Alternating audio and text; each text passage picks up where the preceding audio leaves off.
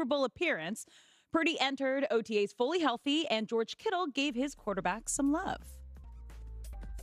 Which is really nice. He's in the building every day. He's the same guy every single day. Consistent. He's incredibly competitive. It's fun seeing him yell at guys when we don't hit the route depth, if they have the wrong landmark. He's taking control of the offense and making it his. It's Kyle, and Kyle's calling the plays, but Brock's getting guys to do what he wants them to do, which is really fun to see. I mean, how can you not say that he's your guy? Look at what he's done for you in just his first 2 seasons, not even a full 2 seasons. First season bringing you to the NFC Championship game. Then in your second season, also coming off a major surgery, getting you all the way to the Super Bowl. But it's moments like this, when you see your top guys, everybody's buying in, everybody's believing in him, everybody is rallying around him. And if you can win over the locker room like that, that is half the battle out on the field. And then his play is great enough to get them to where they need to be if they can surround him with the right weapons. So this is the other thing too. This might be their last chance to kind of have the whole crew together again, because they have a lot of guys that are coming up on contract. Or even seeing Brandon Ayuk this offseason. A little bit of drama. We don't know if we're getting him back or not yet. Take advantage of having Brock Purdy on his rookie contract. You are getting so much bang for your buck with the very last pick in the NFL draft. So my issue with the Brock Purdy discourse, and again, I'm a Brock Purdy guy. Okay. So, Colin will do his lists about the top 10 quarterbacks, and Purdy never makes it. And I just wonder, Alex, short of... Even if he won a Super Bowl. Oh, what's it going to take for people to believe he's the guy? Even if he won, let's say he had beaten Mahomes in the Super Bowl. Well, he's got the supporting cast. Alex, he has Kyle Shanahan. Still have to get there. He has Kyle Shanahan. For whatever reason, the doubters. Yeah. No matter, I feel like Brock Purdy is, and I've used this comparison. People won't like it, but early career Tom Brady, who was a 6th-round pick. And it was Tom's a game manager, and then they win a couple. So he's still a game manager. He had to put up 50 touchdowns with Randy Moss before he got the respect. Yeah. All because of where he was drafted. And I can't stand that. I can't It just annoys the hell out of me. I mean, look at what he's done. Just look at the track record. Judge someone on what they've done, not where maybe they were originally projected to go. Got you to the NFC Championship game off the bench, and then got you to a Super Bowl. And the guys believe in him. You hear it from George Kittle. We heard it from Bosa talking to him a bunch. Did you ever think you were really going to be this good? He's asked him a couple of times, and you can just tell that the guys trust him. They believe in him, and if they do, that's the secret sauce to winning on top of the talent. It feels like the counter is, but Jimmy Garoppolo, remember him? What's he doing now? He was with Kyle Shanahan. He was awesome. They went to a Super Bowl. Where's he now? Is he even in the league? I think he's a backup, maybe with the Raiders. I don't know.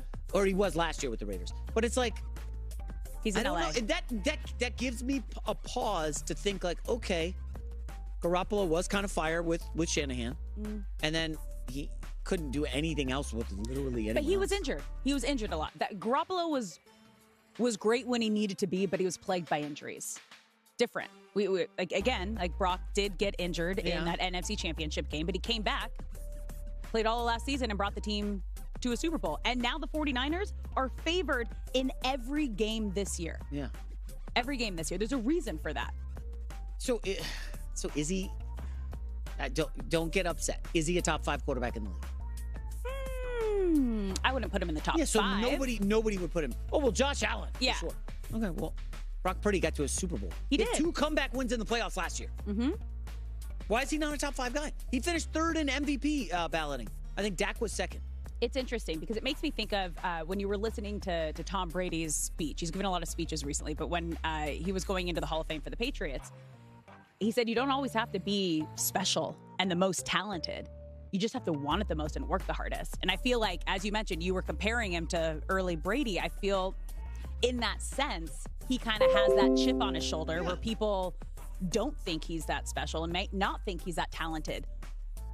But look at what he's doing. How can you cannot deny that. You cannot deny the results. Getting to the NFC Championship game and the Super Bowl in your first 2 seasons. Give the man some respect.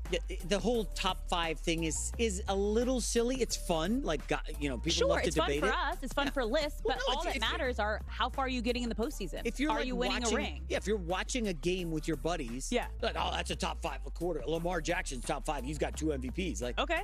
All right. What's his playoff record? It's not good. That's for sure. Well, no, then he doesn't have receiver. And you start. But he's also great. Like, you can be great in different ways. There are some incredible all-time players that never got to go to the chip in any sport. It's just, he is that guy that has figured it out. Yeah. And that deserves a different amount of respect. I'm pro Purdy. We're hosting later this week. Yeah. And this made me think maybe I do quarterback tiers and I put Brock Purdy in the first tier, just as a big middle finger to everybody out there. But do you actually believe that? Why isn't he, huh? Do you believe that? Why not? Yeah. 2 years, body of work. Make the argument. Yeah, Jordan Love plays 8 games. All right, I'm getting too worked up. This is a positive Monday. Sorry. We'll save it. Yeah. We'll save it. Let's move to your Jets. Let's see if you're still super positive. Where Breece Hall is coming off a strong sophomore season, playing in all 17 games after tearing his ACL his rookie year.